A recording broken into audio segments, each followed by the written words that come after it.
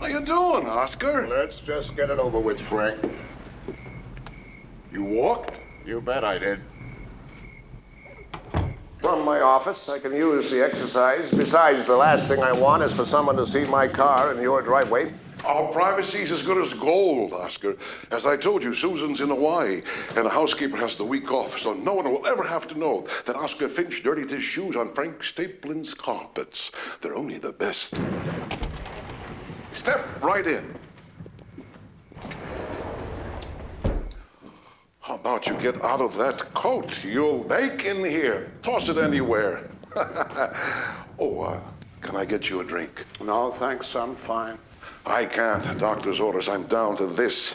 I made myself a little snack. Here, have a nibble.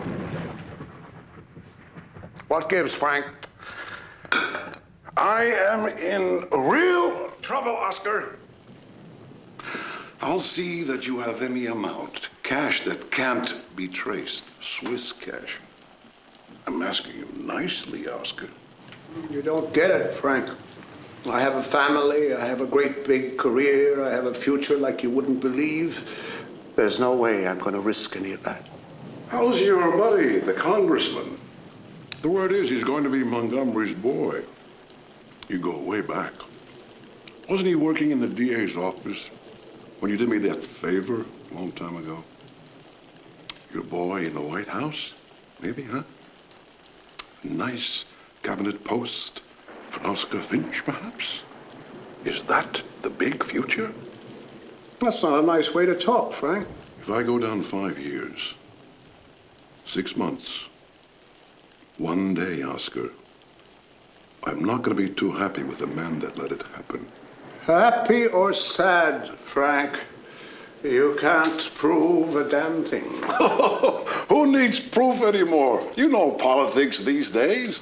I only have to mention your name and a certain little incident that happened back in 1969.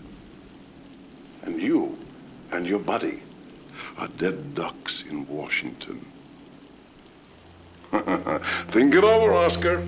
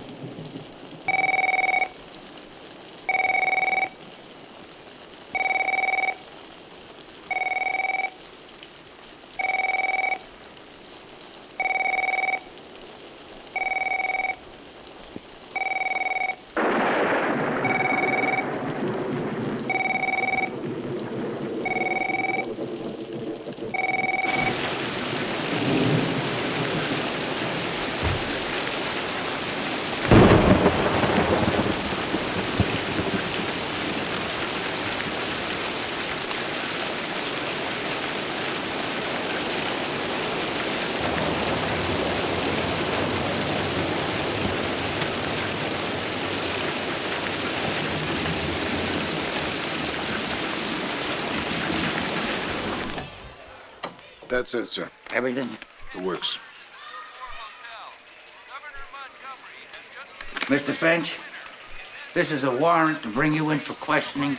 We'll do it here. These gentlemen will serve as witnesses. You know your rights. Is there anyone you want present? Let's get this farce on the road. Just for the record, Mr. Finch, where were you on the night Mr. Stapleton was killed? At my home and in my office. When's the last time you saw Mr. Stapleton? I never met Mrs. Stapleton. Have you ever been in Mr. Stapleton's house? Never. Did you kill Mr. Stapleton? Nope. This is a piece of chewing gum. Do you recognize it? Recognize a piece of chewing gum. Do you remember chewing it? Beg pardon? Do you chew gum, sir? Occasionally.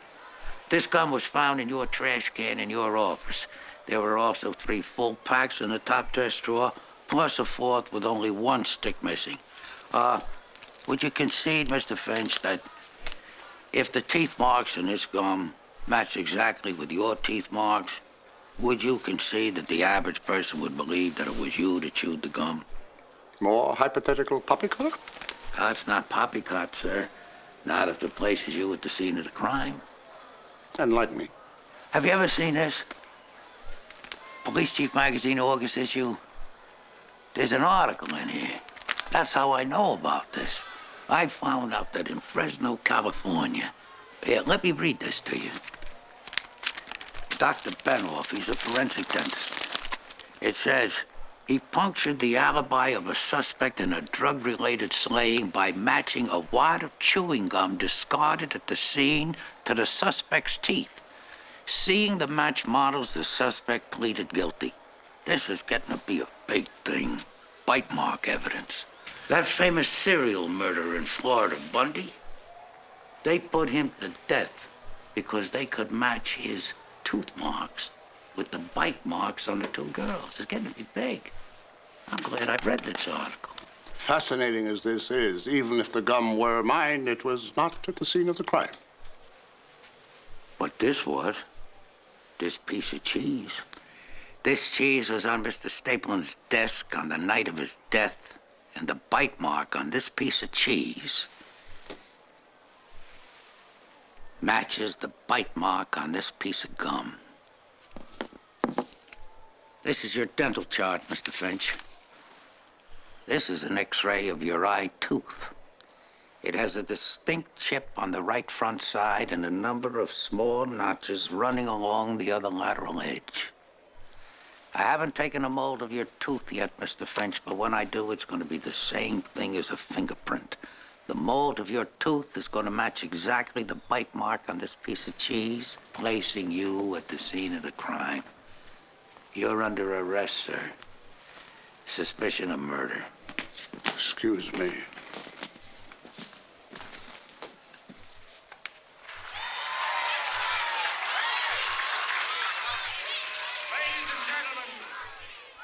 Fellow workers, dear friends, this is a night to remember.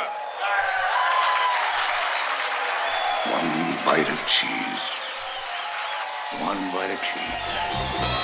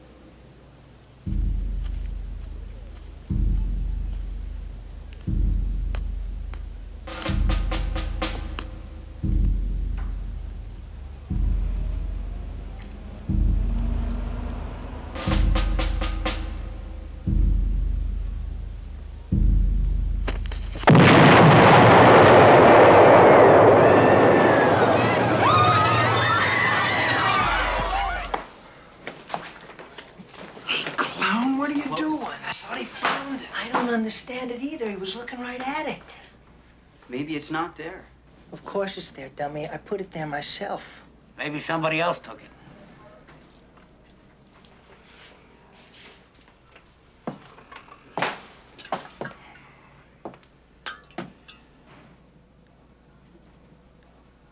You gonna turn us in, Lieutenant? No. But I do want you to do me a favor.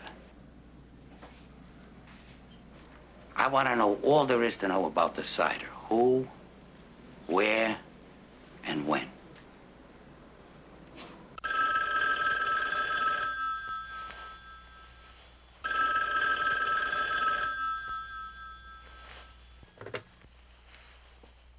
Yes? Captain Loomis, sir. Forgive the hour, sir, but it's urgent. Meet me in the flagpole area of the parade ground immediately. It's about the cider, sir. Cider? Yes, sir. It's about the cider. I think I've got it. All right.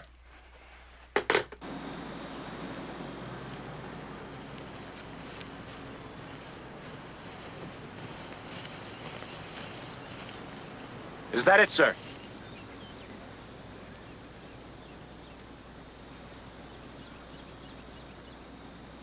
That's it. Whoever's in that room, have them fall out and form here. Go to it. Yes, sir. And a double! Yes, sir! Have the whole second floor fall out! Yes, sir! You hear me, Captain? Yes, sir! The whole second floor! Yes, sir! You hear me? Hey, mister! Don't touch that! Don't move! Till Captain Loomis arrives. Anyone else in there with you? No, sir. You better be right! What is it, Colonel? What's happened? The cider, Lieutenant. The elusive cider has finally materialized. I knew it would. Where'd you find it? There, up there. Where are you pointing, sir? Where are you pointing? Second floor, fourth window along. Holy cow, you're right. There it is. I gotta say this for you, sir. You never gave up on it, did you? You got a pretty good pair of eyes. My job to be observant. So that's how you knew about it. You saw it before. Yes, of course. When was that, sir? Gentlemen, I'm waiting. I said, when was it that you first spotted the cider, sir? During last week. Wednesday or Thursday? I suppose so. That's strange that you didn't start your investigation the moment you saw it. That seems to be the way you do things. Right away, no delays. Gentlemen, you're slow. You're very slow. Was it during the day or night, sir? What? I said, can you remember if it was during the day or the night? Day, of course. All right, Captain, who was it? Morgan, sir. Morgan, step forward. All cadets remain where you are! Lieutenant, what the hell's going on here? That was a lie, Colonel. It couldn't have been during the day. Whoever was involved in the manufacture of liquor, please raise your hands and say me, sir. Me, sir. Was the liquor ever hung out during the day? No, sir. Captain Loomis? Colonel, it couldn't have been during the day. It must have been night. Logic, Lieutenant. Logic. Wednesday night, Thursday night? During the week. No, sir, it was Saturday night. The night before the explosion that Mr. Haynes was killed. I wasn't out Saturday night. Was the cider ever hung out Wednesday or Thursday evenings? No, sir. Friday nights? No, sir. When was the first time that the cider was hung out? Saturday night, sir. Then I'm mistaken. It must have been Saturday night. Could you be more specific? Was it closer to 10 o'clock or 2 o'clock, or was it later? Maybe daybreak, early Sunday morning, like 6:30. It was impossible to be daybreak because, as you know, Lieutenant, I was in my quarters, asleep, until 6:30 when my boodle boy awakened me. So either you saw after 6:30 when you got up, or you saw it earlier, before you went to bed? One or the other, obviously. Who's responsible for bringing in the cider early Sunday morning? Right here, sir. What time was that? 6:25, sir. How do you know it was 6:25? I had to bring it in before Reveille, otherwise everybody would see it, sir. So you couldn't have seen it after you got up because it was no longer there. And you didn't see it earlier because it was too dark. I'll tell you when you saw it. Between 6:15 and 6:25. During those 10 minutes. Not a minute earlier, nor a minute later. Before 6:15, it was too dark. Daybreak came at 6:15, and the cider jar became visible. And it was visible until 6:25 when it was pulled in the window. And not only did you see it at that specific time, Colonel, but you had to be standing in one specific place.